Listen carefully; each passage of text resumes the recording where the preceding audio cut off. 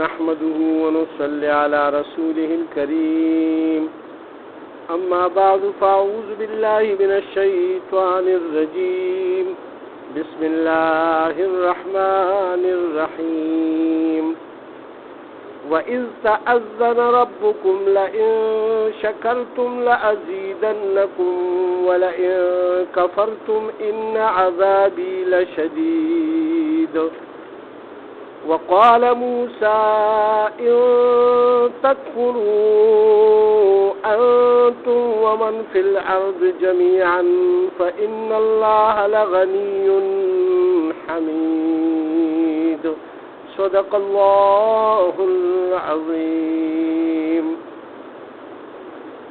دا سورہ ابراہیم دویم رکوع شروع کی گی آیات نمبر 9 دے. اللہ سبحانہ وتعالی پدی کی فرمائی وَإِذْ تَأَذَّنَ رَبُّكُمْ او یاد کئی اغا وقت تأذن چکلا حکم کو اللہ یا خبردار کوئی ربکم ستاسو رب تاسو لئن شکرتم کچر تاسو شکر باسی لأزیدنکم نزب زیاد کم ستاسو دا پارا پا کم نعمتونو باننے چی تاسو شکر باسی آغا نعمتونو بدل زیاد کم ولئن کفرتم او کچر تاسو نا شکریو کئی دا کفر ندی دلتا کی دا ناشکرے معنی دا ان عذابی لشدید بے شکا چی زما عذاب اغدیر سخت ہے.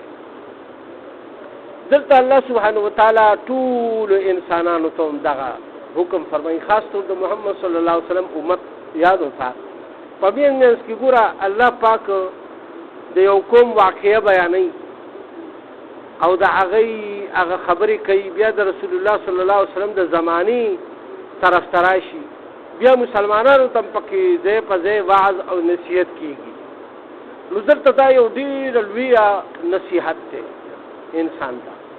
زمونگا امت محمدیہ صلی اللہ علیہ وسلم تا ذکر چی سوک بل سوک کافران چی دی اغی کوئی اللہ نمانی یا دا اللہ کتاب نمانی دا اللہ پیغمبر نمانی ای خو پدی عمل نکی خو زمونگا پارا دا خبرہ کرا نو اللہ پاکو فرمائی چی لئن شکرتم کچر تاسو زما شکر و باسی نعمت تمالا تاسو لگ در کر دیر میں در کر بس پائی شکر و باسی نو بیا اللہ پاک سوا دا کئی لعزیدنکم زب تاسو لاغت زیاتوم برکت بفکر اللہ چومو نور بدر کوما ولئن کفرتم او کچر تاسو ناشکریو کئی نو ناشکری ستوئی چی لکا اللہ پاک یو سجل خدیر مال دولت ورکریوی یرا دا سا شیده او دا زان نبرا گوری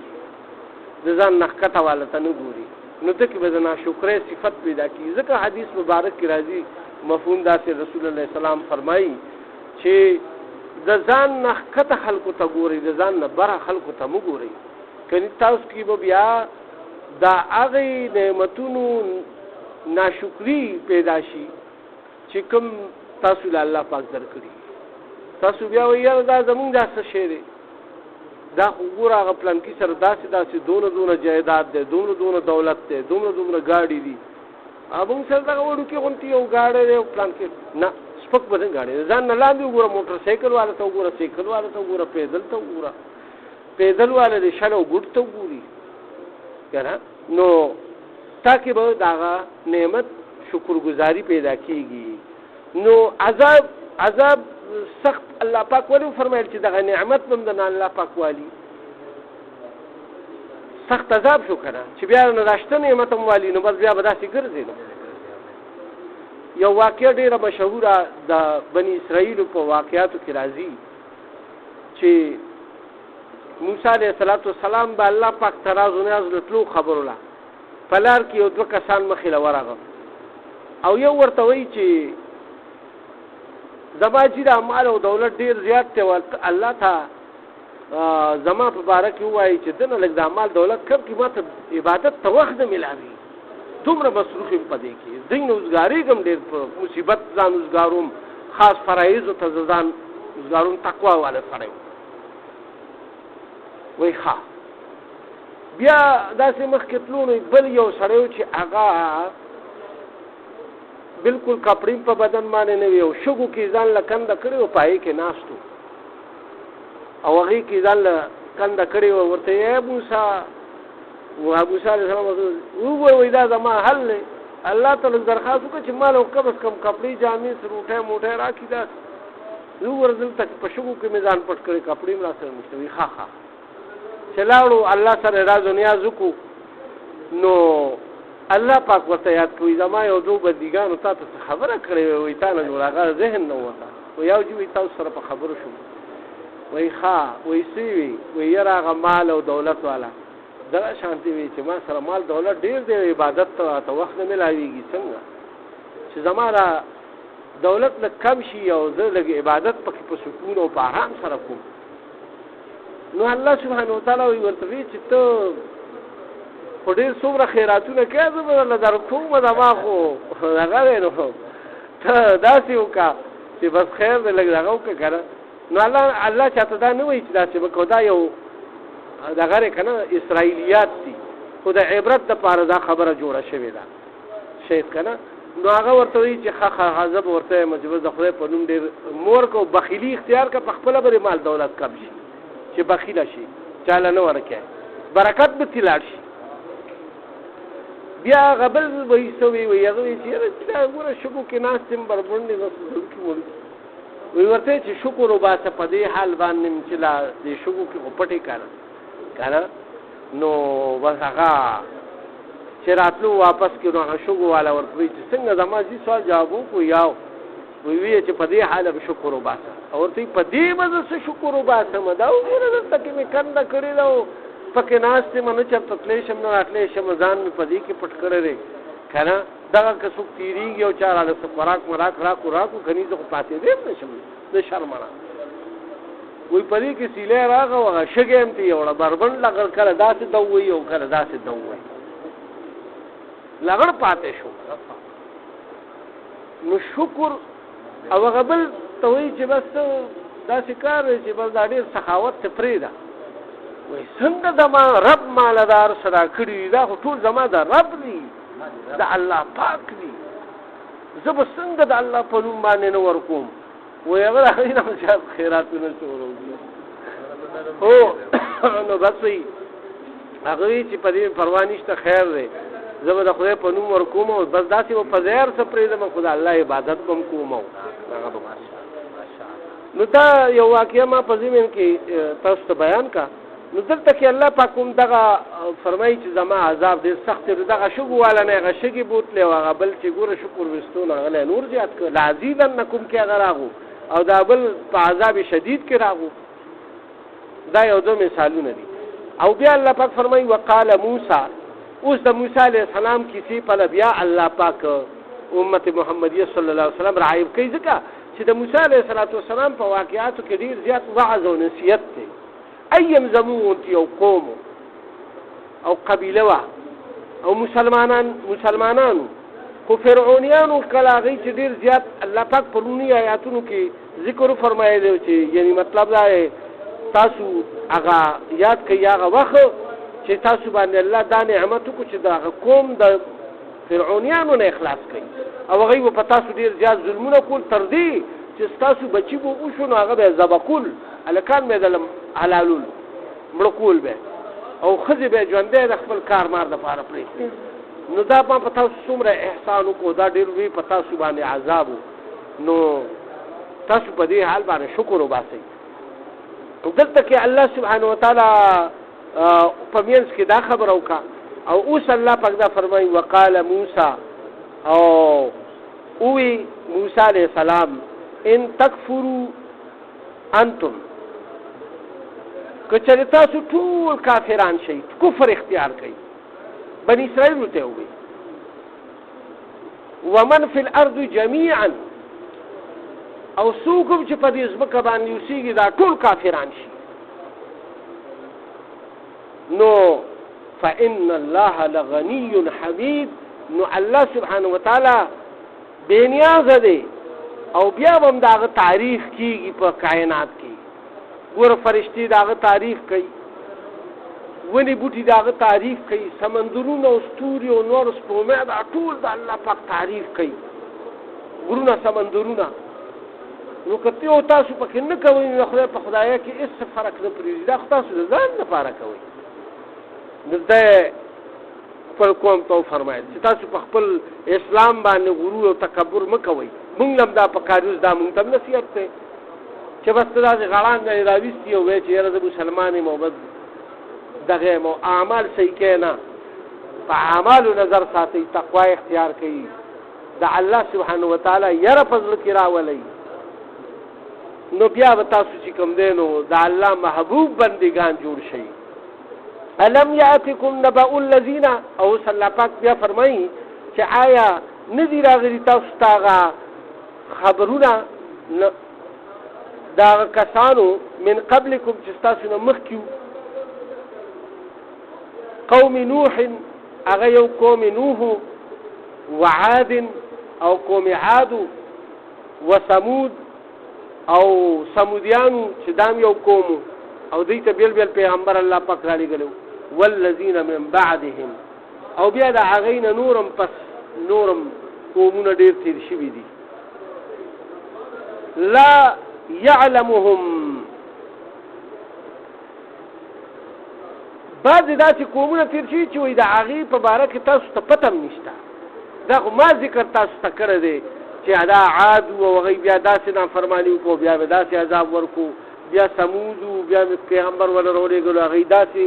ګناه وکړو، داسې مې تباه کړو. دا خو ما تاسو ذکر کړی. بعضې داسې قومونه تېر شوي چې د هغوی ذکر ما تاسو ته اړو کړی نه او تاسو ته پته هم نشته چې تېر شوي دي په دنیا کې. چا ته پته ده چې د یو څیز ذکر چا نه اورېدلي، تاریخ کې نه راغلي. نو موږ ته به د مخکینو حالاتو چې کوم چا تاریخدان نه راوچت کړي موږ ته څه پته ده، خو تېر شوي خو دې خلک که نه. نو دلته الله پاک هغې طرف ته اشاره وکړه چې لا يعلمهم الا الله، د هغې په باره کې تاسو ته څه پته نشته مګر الله ته د هغې حال هم پته ده. جاءتهم رسلهم، نو دې ټولو ته ما وایي راغلي رسولان بالبینات په ښکاره نشانیانو سره. فردوا ایدیهم، نو ونیول لاسونه د خپل فی افواههم په خپلو خولو کې، وقالو او وینا به کوله انا کفرنا، مونږ نه منو، مونږ کفر وکړو بما ارسلتم به، د هغه څه نه چې په کوم سره تاسو را لېږلي شوي ای پیغمبرانو، مما تدعوننا الیه، هغه خبرو پله کومو خبرو پله چې تاسو مونږ ته دعوت را کوئ. مریب دا د شک خبرې دي، مونږ په شک کې واچولو، یعنی زمونږ په دل او په دماغ کې ستاسو د خبرو نبیانو ته وي چې دا تاسو کومې خبرې کوئ نو دې خو مونږ په شک کې واچولو چې دا دین حق دی او که حق نه دی. ځکه چې زمونږ پلاران نیکیان د سوونو کال راسي یعنی دا بت پرستی او دا رسمونه او دا رواجونه کوي، نو دا خو چا نو ویلي چې دا غلط دي او تو اوس راغې د تو اوس مونږ ته وایې چې دا غلط دي. لکه پیغمبر علیه الصلاة والسلام ته دا خلکو وي. دغه شانتي قوم سمودیانو، نوح علیه السلام قوم، یا را چې کوم الله پاک ذکر کو عادیانو، دوی ټول هم دغه خبره کړې وه. د کفارو هم دغه یو خبره ده، د اوس هندوانو هم دغه یو خبره ده، او د عیسایانو هم دغه خبره، او د یهودیانو هم دا خبره ده. یهودیان ګوره د موسی علیه السلام نه پس یو پیغمبر نه مني، نو هغوی د عیسی علیه السلام انکار کوي او د محمد صلی الله علیه وسلم انکار کوي، او دا ټول دروغ وایي، په خپل کتاب باندې عمل نه کوي. او عیسایان چې دي نو هغوی خو موسی علیه السلام مني چې او پیغمبر د خدای، خو محمد صلی الله علیه وسلم باندې ایمان راوړي نو هغوی هم د دروغو انکار کوي چې هغوی هم کتاب کې لیکلي چې راځي به محمد صلی الله علیه وسلم، د هغه نشانیان هم ښودي دي. نو دی هم دروغجن شو، څنګه چې کفار دروغ وایي نو داسې دی هم دروغجن شو. دلته کې الله پاک فرمایي چې دې خلکو دغه پیغمبرانو ته وایي چې مونږ او ستاسو دې خبرو په شک کې واچولو چې مونږ ته خو یعنې دا سمې خبرې نه ښکاري چې دا تاسو څه خبرې کوئ، دا خو مخکې چا نه دي کړي.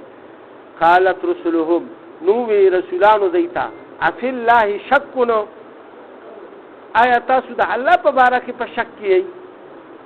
شک کوئ. فاطر السماوات والارض، چې پیدا کوونکی د اسمانونو د ځمکو دی یدعوکم او هغه رابلی تاسو لیغفر لکم د پاره دی چې او بخی تاسو مغفرت کی تاسو ته من ذنوبکم تاسو د ګناهونو مغفرت تاسو ته کی ويؤخركم او مهلت در کی تاسو د الی اجل مسمى تر یو نیټه مقرره پوری قالو نو دوی وتوي ان انتم الا بشر مثلنا نه ته مگر یو انسان زمونږ غونتی مونږ څنګه دا وایو چې ته پیغمبري نو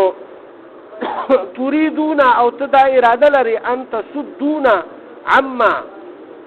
چې منه کې مونږه د هغه معبودانو نه د هغه دین نه عما كان يعبد آباؤنا چې او زمونږه پلاران نکان او عبادت کولو دغه بوتانو فاتونا بسلطان مبین نو روړه مونږ تاسو ښکارا دلیل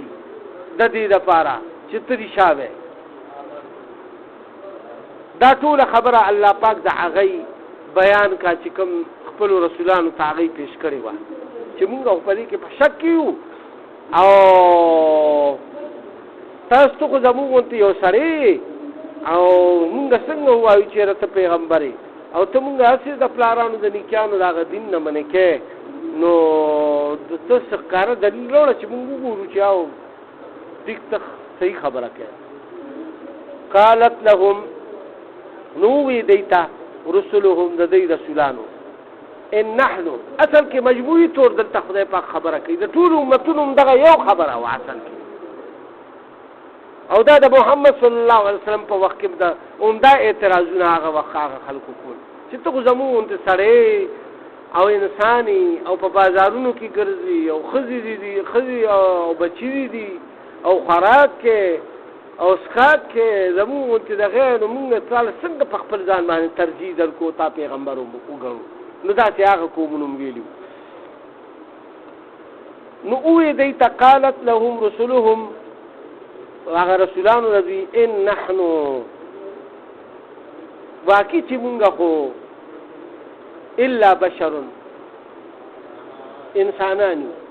ویني یو مگر مونږه خو انسانانی به شک چې مونږ انسانانی مثلکم استاسو غونتی ولكن الله لیکن الله پاک چې دی یمن علی من یشاء اغا یعنی احسان کوي چې چا باندې وغواړي چا باندې چې الله پاک وغواړي نو هغه خوښ کی خپل بنده او د نبوت لپاره او د پیغمبرۍ لپاره خوښ کی او د دې پیغمبرانو نه خو اخلاق والا خدغه والا د الله خوښه ده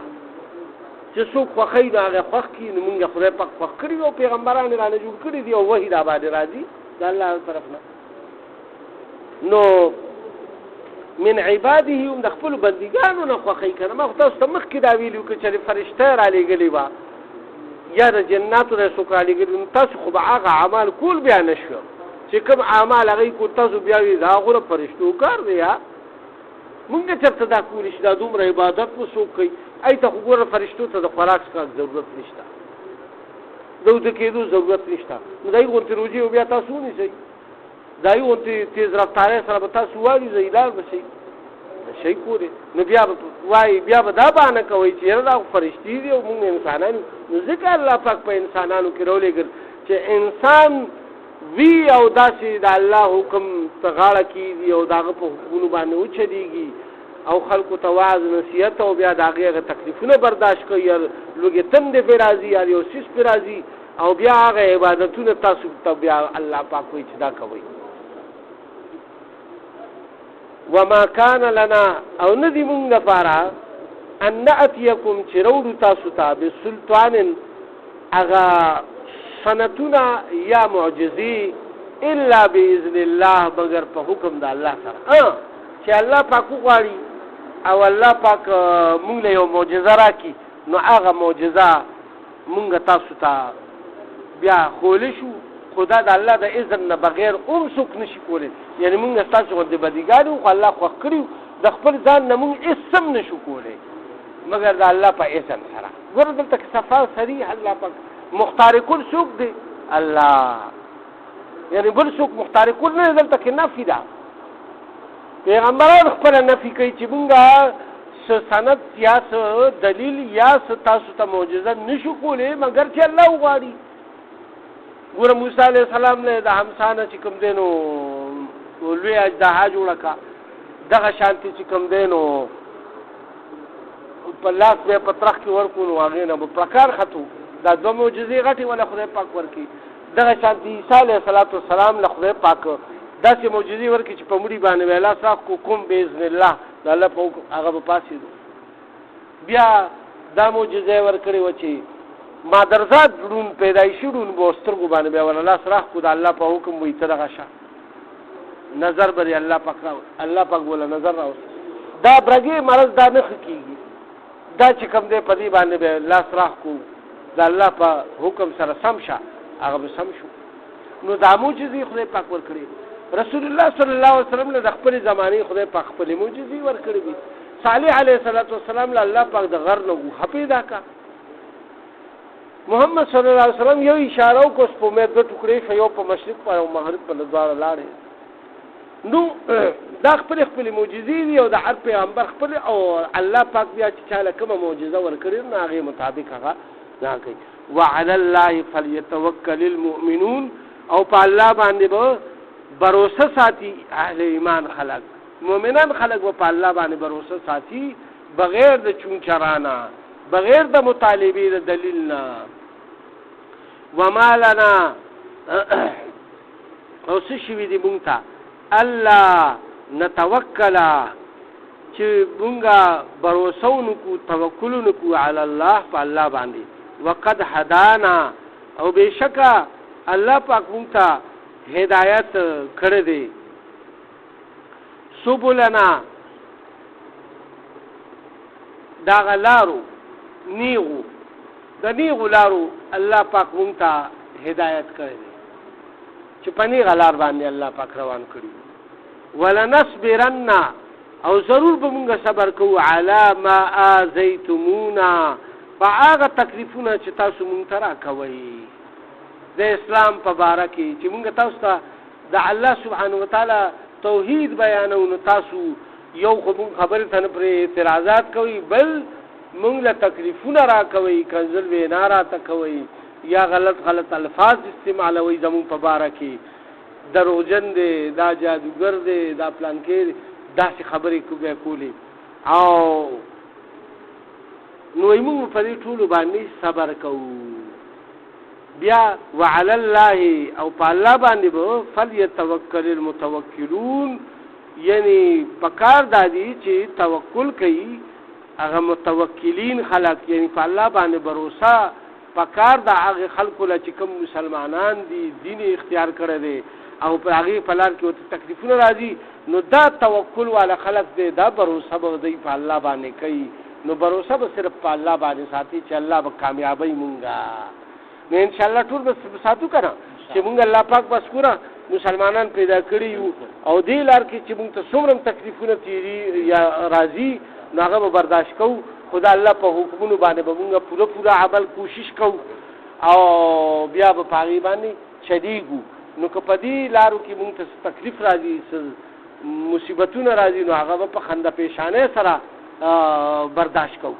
الله پاک دې مونږ ټول په دې باندې عمل توفیق راکړي. یا الله زموږ اناسته په خپل درگاه قبول او منظور کړي. کړه دې په معنا او په مفهوم کې زموږ نه څه کمې زیاتې شي نو یا الله ته مونږ ته معاف کړي. یا الله مونږ سره رحم کرم والا معاملې په دنیا او په آخرت کې وکړي. داسې کارونه رانواړي چې تاسو د رضا او د رقا او د قرب سبب جوړ شي. په مونږ کې په کورونو هسپتالونو کې الله څومره مؤمنان مسلمانان بیماران دي شفایاب کړي. څومره قرضداران د قرضونو نه اخلاص کړي. د چا څه شرعي حاجات دي د خپل غیبي خزانه پوره کړي ورته د حق او حلال د رزق فراخ سب د ټول مؤمنان مسلمانان په خپل فضل او رحم کرم سره وکړي. او یا الله څومره مؤمنان مسلمانان په ټول دنیا کې کم ځای کې چې په تکلیف کې دي هر قسم تکلیفات دي دغه تکلیفات لري کې او رحم کرم والا معاملې دې سره وکړي. او یا الله پاک زمونږ والدین او زمونږ آبا او اجداد څومره مؤمنان مسلمانان سره چې ټول وفات شوي دي د ټول مغفرت وکړي او مونږ ته دا راتلونکي منزلونه آسان کړي. په آخر کې ودا عظیم شان کلمه نصیب چې لا اله الا الله محمد رسول الله صلی الله علیه